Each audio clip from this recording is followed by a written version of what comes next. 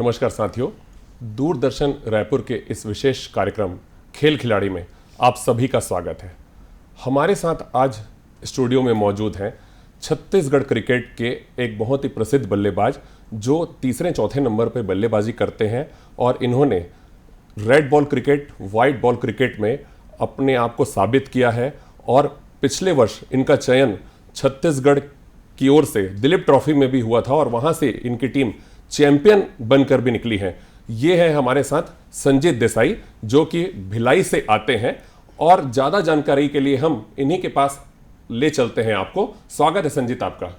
Thank you so much Nitesh sir. Thank you बोलूँगा मैं दूरदर्शन को मुझे बुलाने के लिए। जी सर बताइए। संजीत, शुरुआत करते हैं। हम ये जानना चाहते हैं कि किस उम्र में आपको ऐसा महसूस हुआ कि मुझे इस खेल में जाना है, मुझे क्रिकेट खेलना है और इसी में कैरियर आगे बढ़ाना है? जी देखिए, बचपन में जब मैं छोटा था, मैं करीबन 5-6 साल का था, तब घर पे एक्चुअली मेरे फादर भी क्रिकेट खेले हैं काफ़ी। मेरे फादर वेस्ट बंगाल पे थे, कैलकाटा पे थे, बिजनेस के कारण थे, बट उन्होंने भी डिवीज़न क्रिकेट खेली है, फर्स्ट डिवीज़न क्रिकेट खेली है काफ़ी, सौरव गांगुली और अच्छे बड़े खिलाड़ियों के साथ खेली है। तो घर पे हमेशा से क्रिकेट का माहौल बना हुआ था, तो घर पे मैचेस चलते रहते थे। जैसे मतलब सचिन तेंदुलकर के बहुत बड़े फ़ैन थे मेरे फादर। तो बस वही देखते देखते मेरे को भी टीवी में देखते देखते ऐसा लगने लगा कि मेरे को कुछ करना है, एंड वहाँ से आई स्टार्टेड प्लेइंग क्रिकेट। जब मैं 5-6 साल का था, बचपन में घर पे प्लास्टिक बॉल से खेलना मैंने शुरू किया। जी, आपने अभी जिक्र किया आपके पिताजी के बारे में। ये सवाल मेरे पास मौजूद है कि आपके पिताजी आपके कोच हैं, उस पर हम जरूर आएंगे। अभी हम आगे बढ़ते हैं। मैं ये जानना चाहता हूँ, आप दर्शकों को बताएं कि आपने जूनियर क्रिकेट से सीनियर क्रिकेट का सफ़र किस तरह से तय किया, उसे थोड़ा विस्तार में आप बताएं। जी, जैसा कि मैंने बताया कि बचपन में तो मैं प्लास्टिक बॉल, टेनिस बॉल घर के आसपास यही खेला करता था। बट फिर मैं जब 10-11 साल का हुआ तो फिर मेरे फादर ने मेरे को एकेडमी पर डाला। तो शुरुआत मैंने दुर्ग से करी, शुरुआत के 3-4 महीने। बट फिर वहाँ से भिलाई स्टील प्लांट का जो ग्राउंड है, भिलाई स्टील प्लांट का अकेडमी भिलाई में, वहाँ पे मेरे फादर ने डाला। और फिर वहाँ से 11 साल की उम्र में मैंने प्रोफेशनल क्रिकेट खेलना चालू किया और खेलता मैं ठीक ठाक ही था, अच्छा था। तो मैं पहले साल में मैं अंडर 14 मैंने छत्तीसगढ़ को रिप्रेजेंट किया। वहाँ से मेरी एक्चुअल जर्नी जो जूनियर क्रिकेट की है स्टार्ट हुई। फिर नेक्स्ट ईयर मैंने अंडर 14 में छत्तीसगढ़ टीम की कैप्टनसी करी और फिर उसी साल में अंडर 16 टीम में भी छत्तीसगढ़ की आया और फिर वहाँ से अंडर 16 मैंने खेलना स्टार्ट किया और वहाँ से जूनियर क्रिकेट का मेरा सफ़र शुरू हुआ वहाँ से। फिर जूनियर क्रिकेट से जब आप सीनियर क्रिकेट की ओर बढ़ते हैं, हाँ, तो उससे थोड़ा और बताएं कि जूनियर क्रिकेट से जो अंडर 16, फिर अंडर 19, फिर उसके बाद फिर 23 और रणजी में आना, उसकी शुरुआत किस तरह से हुई? रणजी में आप किस तरह से आए और उस दौरान आपके परिवार में कैसा माहौल था और आपने कैसा महसूस किया?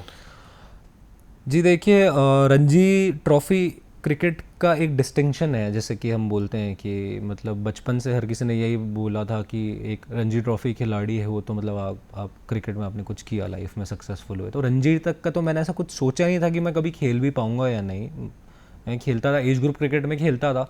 अंडर 16 में मैंने काफ़ी अच्छा किया छत्तीसगढ़ के लिए। अंडर 19 कुछ बिहार ट्रॉफी जो मेरा आखिरी साल था, उस साल मैंने काफ़ी रन्स बनाए थे, मैं इंडिया के टॉप 10 रन गेटर पे था। फिर उसके बाद मेरा सिलेक्शन विजय हज़ारे ट्रॉफी के लिए हुआ, जो कि रणजी की वनडे होती है, सीनियर क्रिकेट की वनडे। विजय हज़ारे ट्रॉफी में फिर मेरा एक मैच था हैदराबाद के अगेंस्ट, मैंने 47 बनाए और फिर उस साल अंडर 23 में मैंने काफ़ी रन्स बनाए। फिर मेरा रणजी ट्रॉफी में सिलेक्शन हुआ उस तरीके से।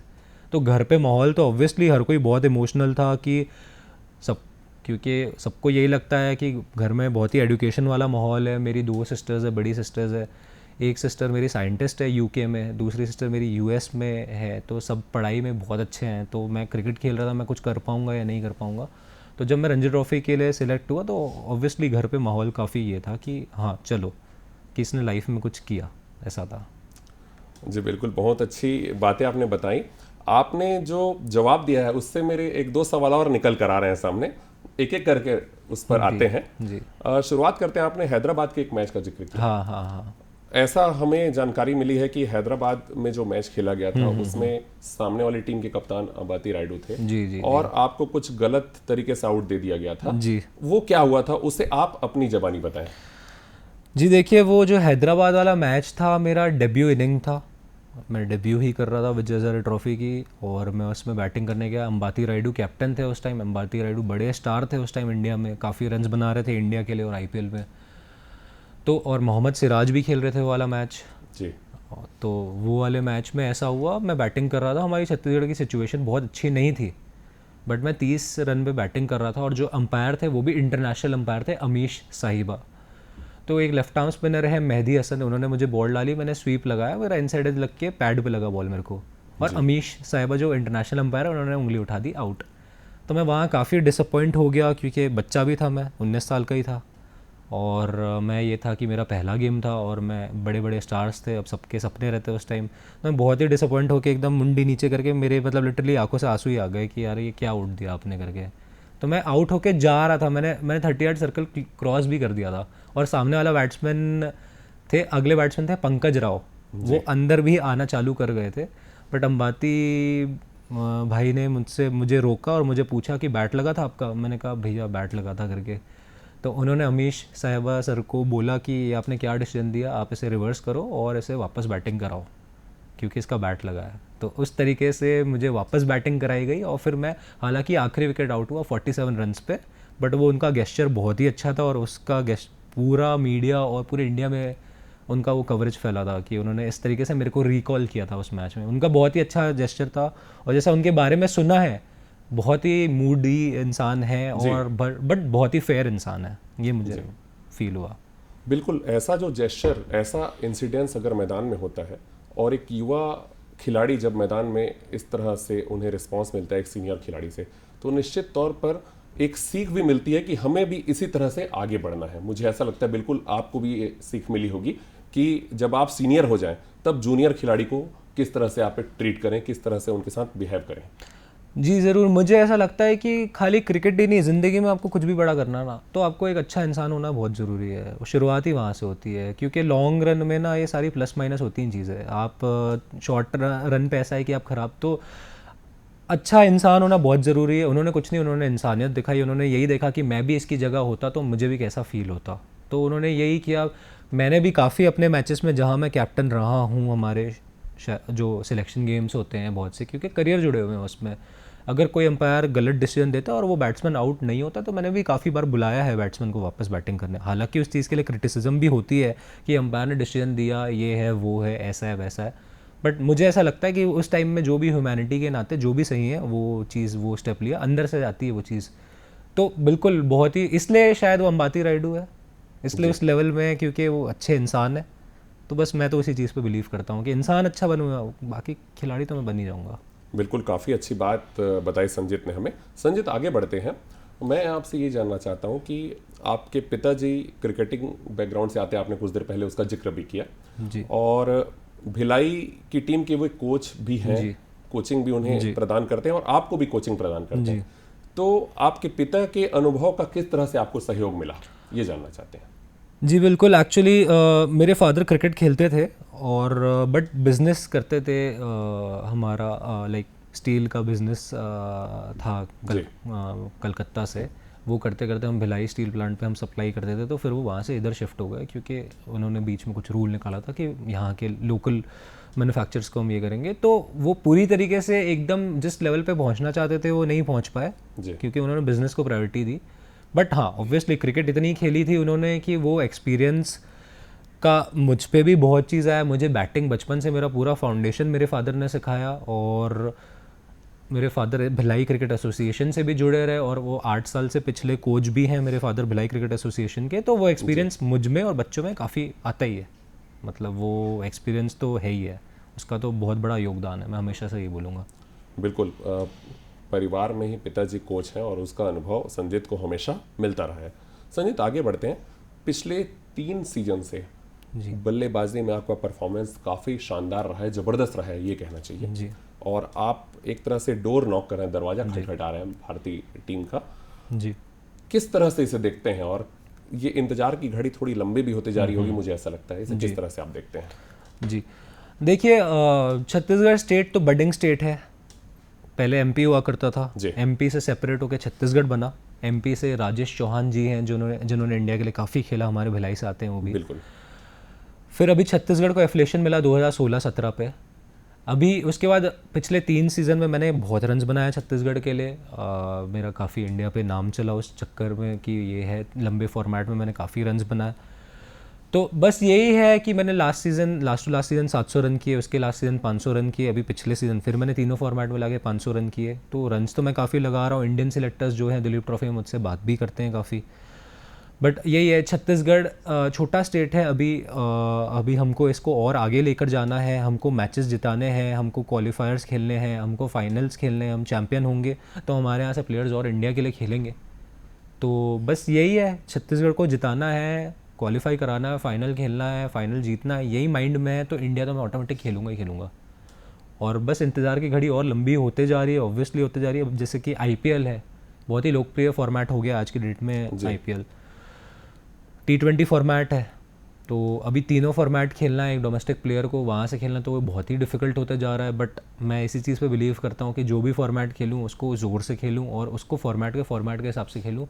तो मैं इंडिया खेलूँगा, आईपीएल खेलूँगा, जो भी नसीब में लिखा है वो सब चीज़ मिलेगी मुझे, अगर मैं उसके लिए ऑनेस्ट हूँ।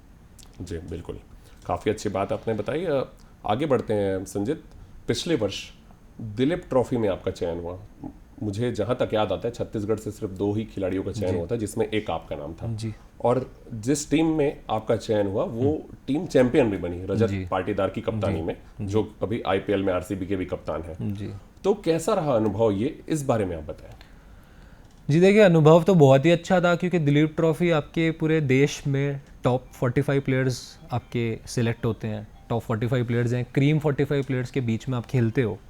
जी और इंडिया के सारे सिलेक्टर्स, और जैसे जो एनसीए के सारे जो हेड है वीवीएस लक्ष्मण सर हैं, और वो सीओई जो जगह जहाँ पे मैचेस हो रहे थे वहाँ पे विराट कोहली, रोहित शर्मा, शुभमन गिल, ये सारे लोग ट्रेनिंग करने आ रहे थे, अपना फिटनेस टेस्ट दे रहे थे। उन सबके बीच में उस माहौल पे रहना, इंडिया के सारे टॉप के स्टार्स के बीच में रहना, जैसे रजत पाटीदार, दीपक चाहर है, कुलदीप यादव है, खलील अहमद है, श्रेयस अय्यर है, ऋतुराज गायकवाड़ है। तो इंडिया के सारे टॉप के स्टार्स हैं, क्योंकि टॉप के 45 प्लेयर्स हैं उसमें करीब में। तो वो एक्सपीरियंस तो ऑब्वियसली अपने आप में एक बहुत बढ़िया एक्सपीरियंस है कि भाई आप अपने आप को समझते हो कि इतने 150 करोड़ की आबादी वाले देश में आप इंडिया के टॉप 45 खिलाड़ियों में आपका चयन हुआ है।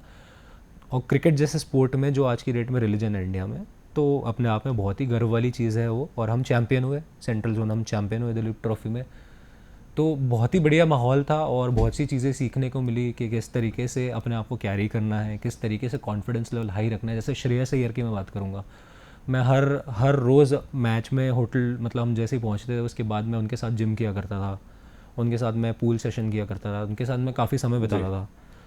तो मुझे उनसे एक चीज़ बहुत ही अच्छी सीखने को मिली, इंसान बहुत अच्छे हैं, सबसे पहली चीज़ ऑनेस्ट है अपनी चीज़ों को लेके, और कॉन्फिडेंस लेवल।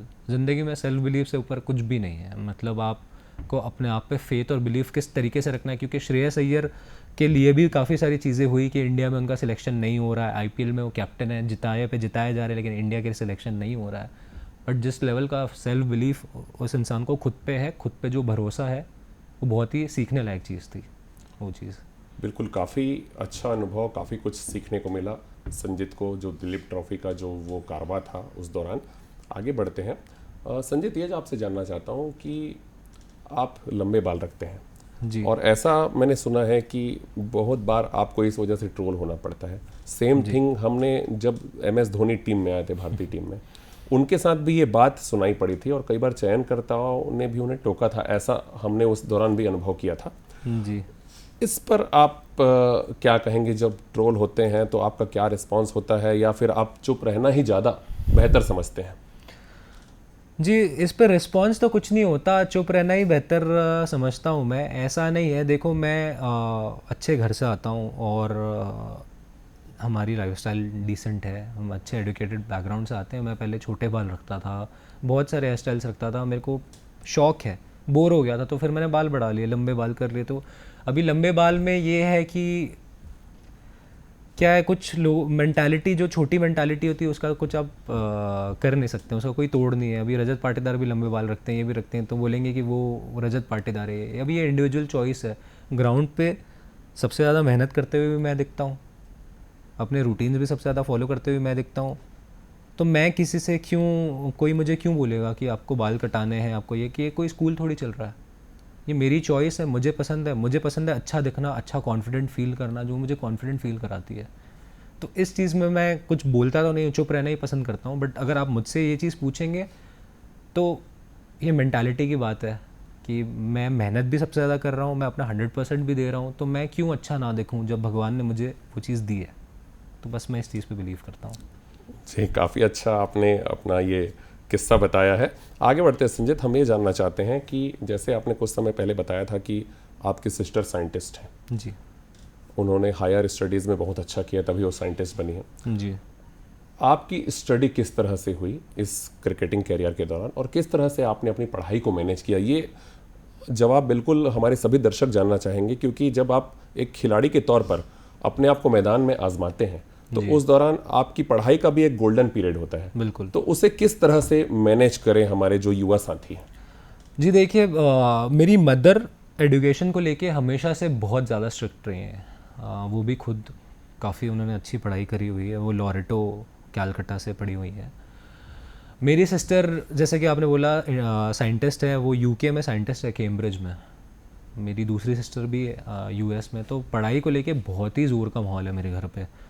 तो मैं जब क्रिकेट खेला करता था बचपन में, स्कूल टाइम में, तो हमेशा से यही था कि तुझे जितनी क्रिकेट खेलनी तू खेल, but at the same time तू क्रिकेट खेल रहा है अगर 6 घंटे, तो तुझे 2 घंटे पढ़ाई को देने ही हैं दिन को। जो बाकी चीज़ें इधर उधर घूमने फिरने पे या दोस्ती यारी पे निकालनी है, वो तेरे को क्रिकेट पे मैनेज करना ही है, तभी हम तुझे सपोर्ट करेंगे। वो बैलेंस करना मेरी माँ ने मेरे को बचपन से सिखाया, और वो बहुत ही खूब, मैं बोलूँगा वो जो स्किल है जो आपको लाइफ में अपनी प्रोफेशनल और पर्सनल लाइफ मैनेज करनी है। आपकी लाइफ में अब आप एक चीज़ लेके तो नहीं रह सकते हो कि आप 35-36 साल के बाद क्या करोगे कि मैं ज़िंदगी में मेरे को कुछ आता ही नहीं है। तो आपको चीज़ें बैलेंस करना, चीज़ें डिवाइड करना, वहाँ से सीखते हो। ये मल्टीटास्किंग जो चीज़ है ना, आपकी बचपन से आती है कि आपने अपने स्टडीज़ को मैनेज किया, अपने क्रिकेट को मैनेज किया, फिर अपने पर्सनल लाइफ को मैनेज करी। ये सारी चीज़ें, ये एक मैनेजमेंट है। तो यही था, मैं जितना भी खेल कर आऊँ, मैं चाहे 10-10 घंटे बैठ के, मेरी माँ मेरे को बैठ के पढ़ाती थी, और वो पढ़ना ज़रूरी था। मैं बहुत ही अच्छा स्टूडेंट था अपने स्कूल के डेज़ में। मैं 84% से पास आउट हुआ हूँ अपने क्लास 12 में, और मेरा एडमिशन दिल्ली यूनिवर्सिटी में हुआ था। मेरा एडमिशन नारसी मुंजी कॉलेज से हुआ बॉम्बे, फिर मैंने डीयू से एडमिशन लेके मैं बॉम्बे गया। नारसी मुंजी से मैंने कॉलेज करी, जी, जो कि इंडिया का 4th नंबर का कॉमर्स कॉलेज आता है। 95% कट ऑफ है। स्पोर्ट्स कोटा में मेरा हुआ था एडमिशन, बट मैं वहाँ से मैंने अपना एजुकेशन करा। तो वो बहुत ज़रूरी चीज़ है, मुझे ऐसा लगता है, क्योंकि आपको फील्ड में भी एक एज देता है। क्योंकि ये खेल खाली फिजिकल थोड़ी है, 85% ये खेल तो मेंटल है। तो आपको इंटेलिजेंट होना ज़रूरी है, आपको मैनेजमेंट करनी ज़रूरी है, आपको मैनेजमेंट आना चाहिए, आपको बहुत सारी चीज़ें, गैप्स है, एंगल्स है, कितनी सारी चीज़ें हैं, तो आप वहाँ से सीखते हो। तो मेरे हिसाब से आप जितनी क्रिकेट खेल रहे हो, आप at the same time make sure करो कि आप अपना एजुकेशन भी मैनेज करते हो वहाँ पे, क्योंकि वो आपको शार्प बनाएगा मेंटली। बिल्कुल, काफ़ी अच्छा उन्होंने अपना अनुभव बताया है कि किस तरह से टाइम को आप मैनेज कर सकते हैं। यदि आप एथलीट बनना चाहते हैं तो उसमें जो लगने वाला समय है बिल्कुल दीजिए, फिर बाकी जो समय बच रहा है उसे आप यूं ही ना काट कर पढ़ाई में फोकस करें, तो दोनों चीज़ बैलेंस हो सकती है, ये कहना है संजीत का। संजीत, आगे बढ़ते हैं। छत्तीसगढ़ स्टेट क्रिकेट संघ, लगातार अपॉर्चुनिटीज़ क्रिएट हो रही हैं। छत्तीसगढ़ प्रीमियर लीग का आयोजन भी किया है विगत 2 वर्षों से, तो इसे किस तरह से देखते हैं? और छत्तीसगढ़ स्टेट क्रिकेट संघ से ऐसे कौन कौन से अधिकारी हैं जो लगातार सभी क्रिकेटर्स को सहयोग करते हैं? जी, छत्तीसगढ़ क्रिकेट संघ का तो बहुत बड़ा योगदान रहा है जब से एमपी से अलग होकर एफिलेशन बना है, और बहुत सारे लोग काफ़ी मेहनत कर रहे हैं। जैसे सीसीपीएल करवा रहे हैं, वो 2 सीज़न 3 सीज़न सब, इस सीज़न भी होगा। और जितने आयोजन कर रहे हैं वो अपनी तरफ से पूरी जान लगा रहे हैं, और हम खिलाड़ियों को और यंगस्टर्स को काफ़ी ये चीज़ मतलब मोटिवेट करती है कि जितने हमारे जैसे सबसे पहले तो हमारे प्रपतेज भाटिया सर हैं, जो बीसीसीआई में भी जॉइंट सेक्रेटरी हैं अभी जी, हमारे बलदेव भाटिया सर हैं जो इतने साल से हैं, हमारे विजय शाह सर हैं जो डायरेक्टर हैं सीएससीएस के, और वो इतनी दिन रात मेहनत करके, मतलब हर ऐसा कोई दिन ना हो जब वो सीएससीएस ऑफिस नहीं पहुंचते हैं कि क्या हो रहा है क्या नहीं हो रहा है, हम कैसे क्रिकेट को आगे बढ़ाया जा सकता है। राजेश दवे सर हैं जो इतने सालों से लगे हुए हैं, और भी जितने हमारे सिलेक्टर्स हैं जो इस चीज़ों के लिए, तो उन सबका बहुत बड़ा योगदान है हमारे छत्तीसगढ़ के जो प्लेयर्स हैं उनको प्लेटफॉर्म देने के लिए। बिल्कुल। जो क्रिकेट के अधिकारी हैं उनका बहुत बड़ा योगदान है, ऐसा कहना है संजीत का। संजीत, एक और सवाल मैं पूछना चाहता हूं आपसे क्रिकेट फील्ड से कि रेड बॉल क्रिकेट और वाइट बॉल क्रिकेट, काफ़ी आज इसमें अंतर हमें नज़र आता है। आप किसे बेसिक क्रिकेट मानते हैं, और दोनों के बीच में जब आप भी क्रिकेट खेले जाते हैं कि दोनों के बीच में सामंजस्य कैसे बैठाते हैं? क्योंकि एक खेल है आपकी टेक्निक का, आपके टेम्परामेंट का रेड बॉल क्रिकेट, और वही वाइट बॉल क्रिकेट आज के समय में डिमांडिंग क्रिकेट है कि बड़े शॉट्स आपको लगातार लगाने हैं और लगातार कुछ ना कुछ इनोवेटिव करना है। इसमें सामंजस्य कैसे बैठाते हैं? देखिए, आज से अगर आप मेरे से 15 साल पहले ये सवाल करते ना, तो मैं ये ज़रूर कहता कि सॉलिड क्रिकेट, बेसिक क्रिकेट पहले, तब आप तीनों फॉर्मेट खेल सकते हो। जैसे हमारे राहुल द्रविड़ सर बोला करते थे कि आप पहले बेसिक क्रिकेट अच्छी करिए, तब आप तीनों फॉर्मेट खेल सकते हो। बट सैडली आज जो नीड ऑफ एन आवर है, आईपीएल ने जिस तरीके से वेटेज दिया है अभी इंडिया में, तो अभी आपको वाइट बॉल क्रिकेट के लिए टोटली डिफरेंट माइंडसेट चाहिए, डिफरेंट अप्रोच चाहिए, अभी फियरलेसनेस ही चाहिए आपको। बीइंग अ डोमेस्टिक प्लेयर, आपको 200 के स्ट्राइक रेट में खेलना है वाइट बॉल क्रिकेट में, तो आपको बड़े शॉट्स तो डेवलप करने पड़ेंगे, आपको वो हिटिंग तो करनी पड़ेगी। रेड बॉल का चार्म तो रेड बॉल का चार्म ही रहेगा, क्योंकि क्रिकेट एक्चुअल ही जो फाउंडेशन है क्रिकेट का वो रेड बॉल रहा है, टेस्ट क्रिकेट रही है। तो मेंटल स्विच, मैं यही बोलूँगा, मेंटल स्विच आपको करना है कि लाल बॉल के समय आप कैसे लाल बॉल के जोन पे रहते हो, वाइट बॉल के समय आप कैसे आप तीनों चीज़ों को मैनेज करते हो, मैं यही चीज़ बोलूँगा। बट हाँ, आज से 15 साल 20 साल पहले जो चीज़ थी कि भाई रेड बॉल क्रिकेट और आपको सॉलिड बेसिक सॉलिडिटी रखनी है, बट सैडली आज के समय में 3 फॉर्मेट के प्लेयर को ज़्यादा वो नहीं हो रहा, इसलिए लोग फॉर्मेट स्विच कर रहे हैं और चूज़ कर रहे हैं। जी, इसी से संबंधित एक और सवाल है कि रेड बॉल क्रिकेट में आपने दोहरा शतक लगाया है जी, तो बिल्कुल आपका बेसिक बिल्कुल काफ़ी अच्छा है, संपूर्ण है, तभी आप उस टारगेट तक अचीव कर पाए हैं। तो कैसा अनुभव था और किस तरह से एक लंबी पारी को बुना जाता है, क्या टेम्परामेंट की आवश्यकता होती है, ये आपसे जानना चाहते हैं। जी बिल्कुल, मैंने भी हमेशा सॉलिड क्रिकेट पे ही फोकस किया है।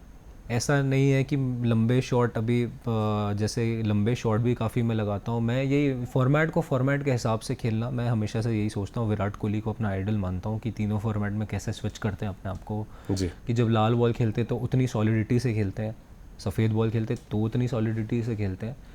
तो वो ऑब्वियसली रणजी ट्रॉफी में मैंने यूपी के अगेंस्ट 100 बनाया था। यूपी एक बड़ी साइड मानी जाती है जिसमें यश दयाल से लेके रिंकू सिंह से लेके सारे प्लेयर खेल रहे थे। उसमें मैंने वहाँ पे एकाना स्टेडियम में मैंने 100 किया था, जो कि लाइव गेम था। तो मेंटल टफनेस तो रही थी, काफ़ी टेम्परामेंट चाहिए आपको रेड बॉल खेलने के लिए, काफ़ी टेम्परामेंट चाहिए, क्योंकि आप बहुत सारे सिचुएशंस को डील करते हो उस टाइम में। अलग अलग सिनेरियोज आपके सामने आते हैं, कभी बाउंसर्स का, कभी नेगेटिव बॉलिंग का, कभी वाइड लाइन बॉलिंग का, कभी स्विंग बॉलिंग का। तो वही है, मैं अपने आप को ज़्यादा ऐसा स्किल वाइज टैलेंटेड प्लेयर नहीं मानता हूँ, बट शुरू से मेरे में मुझे एक चीज़ जो मेरा प्लस लगता है वो है मेरे वर्क एथिक्स और ज़िद। विल पावर मुझे लगता है कि मेरा काफ़ी स्ट्रॉन्ग है, और आपको एक बड़ी इनिंग खेलने के लिए विल पावर चाहिए। स्किल से तो आप थोड़े टाइम सर्वाइव कर लोगे, अच्छे 30-40 रन बना लोगे, बट आपको 100, 100 करने हैं, तो आपको वहाँ पे विल पावर भी ग्राउंड पे रखना बहुत ज़रूरी है कि मेरे को करना है और मैं आउट नहीं होऊंगा। तो मुझे वो चीज़ लगती है। बिल्कुल, विल पावर की सबसे अधिक आवश्यकता होती है, ये संजीत का कहना है। संजीत, एक और सवाल मेरे मन में आ रहा है कि आज के समय में जैसे कोई बच्चा ये कहना चाहिए कि 8 से 12 साल उसकी उम्र है जी, अगर वो क्रिकेट में अपने आप को आजमाना चाहता है, क्रिकेट में अपना कैरियर बनाना चाहता है, तो उसके लिए आप एक रोड मैप परिभाषित कीजिए कि किस तरह से वो आगे बढ़े। जी देखिए, आज की डेट में मैं क्रिकेट इतना प्रिसाइज हो गया ना, पहले तो आप डिसाइड करो कि आपको खेलना क्या है, आपको किस तरीके का प्लेयर बनना है। आप आईपीएल देखते हैं, या आप इंडिया के लिए खेलना देखते हैं, या आप तीनों फॉर्मेट के प्लेयर बनना चाहते हैं, पहले तो आप प्रिसाइज हो। क्योंकि मोस्टली मैंने आज के ज़माने में, हमारे ज़माने में ये था कि आप ज़ोर से उठा के मारो तो आपको बैटिंग नहीं मिलती थी। बिल्कुल। आपको कोच बाहर कर दिया जाता था कि आप ज़मीन से जुड़े हुए शॉट्स खेलोगे, आप उठाओगे नहीं बॉल। आज के ज़माने में शुरू से ये वैभव सूर्यवंशी के जो टाइम से जो कोचेज़ हैं कि आपको उठा के ही खेलना, आपको एक बॉल डिफेंस नहीं करना है। तो आपको किस तरीके का प्लेयर बनना है, आप पहले वो डिसाइड कीजिए। आप किस तरीके के प्लेयर अपने आप को फैंटेसाइज करते हैं वो पहले आप डिसाइड कीजिए। उसके अकॉर्डिंग आप, मुझे लगता है कि आप कोई भी प्रिपरेशन प्रिसाइज करिए बहुत, आज नीड ऑफ एन आवर ये, आज हर दूसरा बच्चा क्रिकेट खेलना चाहता है, आज हर दूसरा बच्चा क्रिकेट खेल रहा है। तो इस खेल में कंपटीशन इतना है ना, कट थ्रोट कंपटीशन चल रहा है एकदम। तो आप पहले डिसाइड कीजिए कि आपको किस तरीके का खिलाड़ी बनना है। अगर आपको आईपीएल खेलनी शुरू से, तो फिर आप वो सिक्स हिटिंग डेवलप कीजिए बचपन से, आप सिक्स हिटिंग डेवलप कीजिए, आप ऑलराउंडर बनने पे फोकस कीजिए, क्योंकि बीइंग अ डोमेस्टिक प्लेयर यही चीज़ की डिमांड है जी। तीनों फॉर्मेट में। कितने भी आपके अच्छे स्टैट्स हो, लेकिन टीम्स में सिलेक्शन कुछ और लोगों के होते हैं, क्योंकि वो नीड ऑफ एन आवर है और वो हीरो बना दिए जाते हैं, क्योंकि भाई ये हमारी नीड थी। अभी इंडिया में डिमांड सप्लाई वाली चीज़ ज़्यादा चलती है, इमोशन वाली चीज़ ज़्यादा चलती है, जी। कोई सॉलिडिटी में फोकस नहीं करता। यहीं आप इंग्लैंड चले जाइए या ऑस्ट्रेलिया चले जाइए, वो अभी भी सॉलिड क्रिकेट पे ज़्यादा भरोसा करते हैं। उनके तीनों फॉर्मेट के प्लेयर वही होते हैं, क्योंकि उनको पता है कि जिसका बेस पक्का है ना, वो लॉन्ग रन में उनको सर्व करके देगा। बट हमारे यहाँ सैडली कुछ और चीज़ें चलती हैं और चल रही हैं। तो आप डिसाइड कीजिए कि आपको आईपीएल खेलना है, इंडिया के लिए खेलना है, या दोनों फॉर्मेट खेलना है। आप उस तरीके से प्रिपेयर कीजिए बचपन से, मैं बोलूँगा बचपन से, क्योंकि कंपटीशन इतना है। बिल्कुल, तो ये तय पहले से करना होगा आपको कि आप किस तरह की क्रिकेट खेलना चाहते हैं। संजित, समय की थोड़ी मर्यादा है, हम अपने अंतिम सवाल में आते हैं। ये सवाल नहीं है, ये एक तरह से ये कहना चाहिए कि एक एथलीट के बारे में अगर हम बात करें तो वो एक बहुत अच्छा मोटिवेशनल स्पीकर हो सकता है, मुझे ऐसा लगता है जी। तो आपने जो अभी तक अपना अनुभव गेन किया है इतने वर्षों से, हमारे जो युवा साथी इस कार्यक्रम को देख रहे होंगे, उन्हें आप क्या संदेश देना चाहते हैं, क्या उसका निचोड़ बताना चाहते हैं आप उन्हें? देखिए, एथलीट जो होता है ना, वो ना बहुत सारी चीज़ें ज़िंदगी में देख रहा होता है। बाहर से हमको देखने में क्या ऐसा लगता है कि ये एक स्पोर्ट है, सिर्फ ये बैट बॉल का खेल है। बट एक एथलीट के जीवन में वो बहुत सारी चीज़ें देखता है, फेलियर्स देखता है, सक्सेस देखता है, अपनी पर्सनल लाइफ में इतनी सारे स्ट्रगल्स करता है ना, वो अपने फैमिली फंक्शंस मिस करता है, अपने फैमिली टाइम मिस करता है। आप साल में 11 महीने तो बाहर ट्रैवल कर रहे हो, तो आप इतनी सारी चीज़ें लाइफ में कॉम्प्रोमाइज़ किए होते हो। आप अपने स्ट्रगल में अकेले उस चीज़ को डील कर रहे होते हो, आपके साथी छूट रहे होते हैं, आपके दोस्त छूट रहे होते हैं, क्योंकि आप कुछ और कर रहे हो हट के। जी। तो आप इतने टफ हो चुके होते हो ना मेंटली, कि लाइफ में आपको चीज़ें बहुत आसान लगती है फिर, कि भाई चल मैं कर लूँगा, मैं कर लूँगा, मैंने इससे ख़राब सिचुएशंस देखे हैं। तो आपको बहुत सी चीज़ें सिखाती है। तो स्पोर्ट एक ऐसा चीज़ है कि आप ज़िंदगी में आपको खेलना चाहिए। आपको वो मेंटली टफ, फिजिकली टफ, हर चीज़ों से टफ बनाता है। मैं ये नहीं बोलूँगा कि प्रोफेशनल स्पोर्ट्स आप लो, बट आप स्पोर्ट खेलते रहो। बिल्कुल। हार जीत का फासला बताता है, कॉम्पिटिटिवनेस लाता है आपकी लाइफ में, और बहुत सी विल पावर आपका स्ट्रॉन्ग करता है। जी जी, काफ़ी अच्छा इन्होंने अनुभव शेयर किया कि स्पोर्ट्स हमें हार जीत का फासला और जो मेंटल टफनेस है इस पर हमें अच्छा अनुभव देता है। तो संजित, काफ़ी अच्छा यह सत्र रहा, मुझे ऐसा लगता है काफ़ी कुछ हमारे दर्शकों को जानने को मिला होगा, और बहुत कुछ दर्शक इस कार्यक्रम को देखकर आपके माध्यम से लेकर जाएंगे। जी। हमारे साथ जुड़े थे अभी संजित देसाई, जो कि भिलाई से आते हैं और छत्तीसगढ़ क्रिकेट के एक प्रमुख बल्लेबाजों में से एक हैं। इनके साथ काफ़ी अच्छा यह सत्र रहा, और अगले सत्र, अगले अंक में हम किसी अन्य युवा खिलाड़ी के साथ जुड़ेंगे और उनके माध्यम से हम आपके लिए कुछ नया संदेश और कुछ नए अनुभव लेकर आएंगे।